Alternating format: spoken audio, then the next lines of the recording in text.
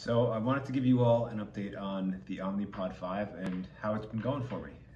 This is, I think tomorrow I switch to my 5th pod. So I'm on my 4th pod, and I had posted the last video, which was my initial impressions after, I think when I was on the 3rd pod.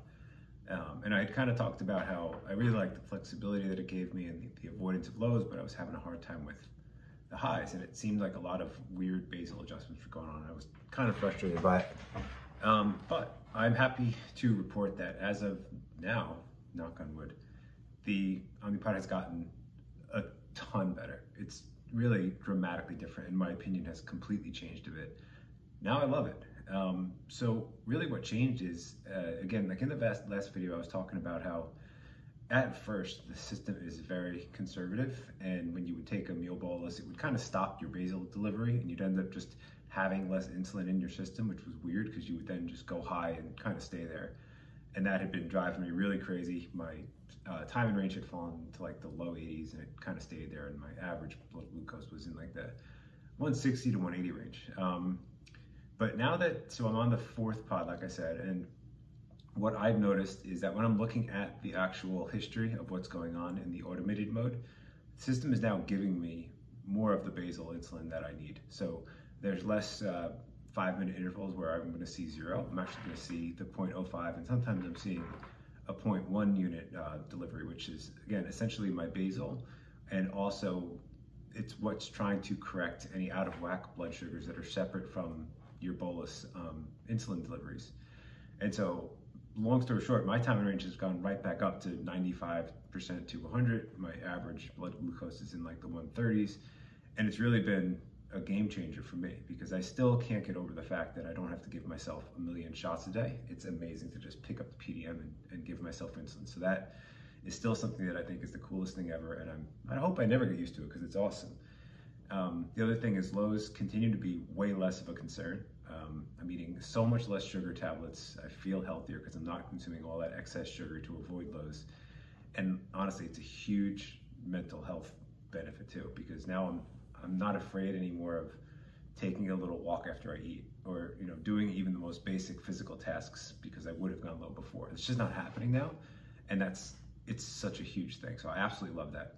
And then now, really what's happening is after my meals, my numbers are staying in range. I'm going up a little bit, I'm coming down nice and slowly, and I'm seeing really like a drift back down into what I would consider like my goal range, which is like 110 or so. I don't ever see a straight up arrow or a straight down arrow on my Dexcom, and I think that's kind of an indicative of the peace of mind that it's giving me. So as of now, I really am absolutely loving the system. And there's a couple of key areas that I love it in addition to just staying in range. So I used to notice drift in my blood sugar when I would go for a drive, or if I didn't pay attention to it and give myself a correction, I would wind up at 150 when the last time I looked was at 110. And that sort of stuff was always hard to figure out with MDI, and it was hard to manage. The coolest thing about this Omnipod 5 is that when I'm not eating, I'm still staying right in range. I can actually see sometimes I'll start to drift up, like when I'm driving, and then in 10 or 15 minutes it'll have given me those basal insulin deliveries that I needed, and my number's right back in range. And so there's so much more. I guess there's less annoyance if you're looking at the number and wondering like, why is it going up or down? Like, the system can really help there, and it's dramatically different than my experience with MDI. And I've never used another pump system, but if it's not looking at your Dexcom, I don't think it would be doing that anyway. So it's pretty amazing. Just in terms of what I've actually done in addition to giving it more time, I've made a lot of adjustments to my actual settings. I've decreased my carb ratios, not by much, but by a little. I think, so I'm still honeymooning, and I was taking like 1 unit of insulin for 50 carbs previously, and I'm doing about 1 to 35 in the morning and 1 to 40 in the midday, and then 1 to 50 still at night. So I've increased that slightly, but that was kind of playing with it just to see how it worked. I've adjusted the settings in the target glucose range and the number at which to correct, both to 110. I had it the target was at 110 previously and the correction number was at 120. So now they're both at 110.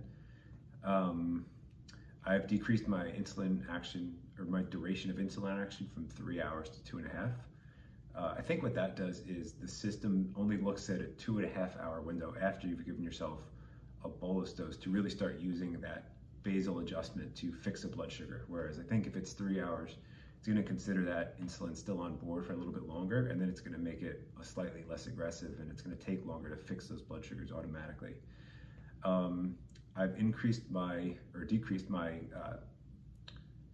correction factor. I think I was at like 1 to 100 or 1 to 120. I went down to 80. I think that helps the system understand that I'm not quite as sensitive to insulin, so it'll give me a little bit more to make those adjustments. And then the biggest thing that I did, and I guess I should preface this by saying, every time I've talked to a diabetes educator or somebody who kind of knows this product, they've told me that really nobody knows how the algorithm works. So it's kind of a crapshoot in terms of what we adjust in the settings. It's going to affect automated mode. But I noticed the biggest difference when I jumped back into manual mode temporarily and I increased my basal rates throughout the day. So I didn't do it by much. I think I had a 0.25 previously and I jumped up to 0.4. So then I saved that setting and then I switched out of manual mode and back into automated mode.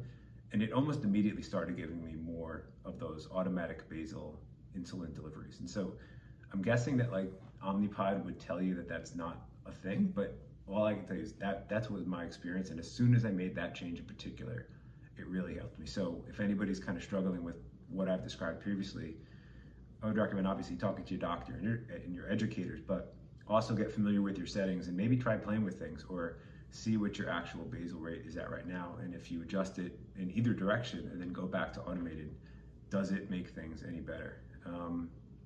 But yeah, so ultimately it's really been awesome right now.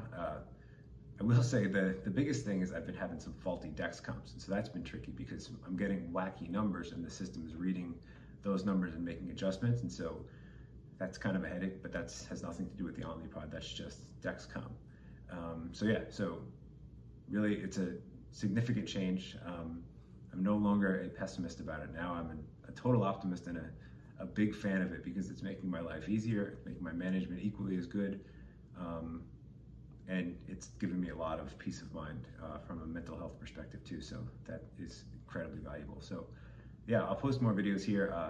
I also wanted to say that there's a lot that I do with my diet. So, oh yeah, this is the one thing that I want to say. So I think one of the reasons that it's working so good for me is that I have a very strict routine. So as far as I can tell, the system algorithm works best when it kind of knows what to expect on a given day.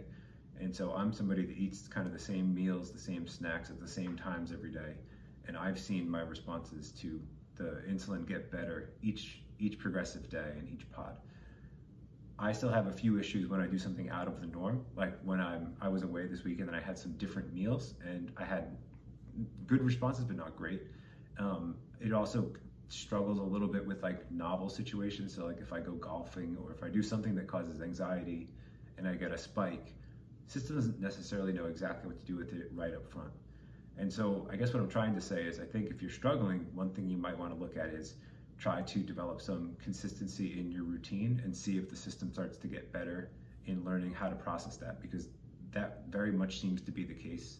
It seems to be excellent with expected routine scenarios, and it maybe just struggles a little bit in novel situations that it can't predict for or hasn't experienced in the past. I'm sure that it gets better, again, with progressive pods, but that's just what I've noticed so far, and so it's something to consider, hopefully in getting the best results possible.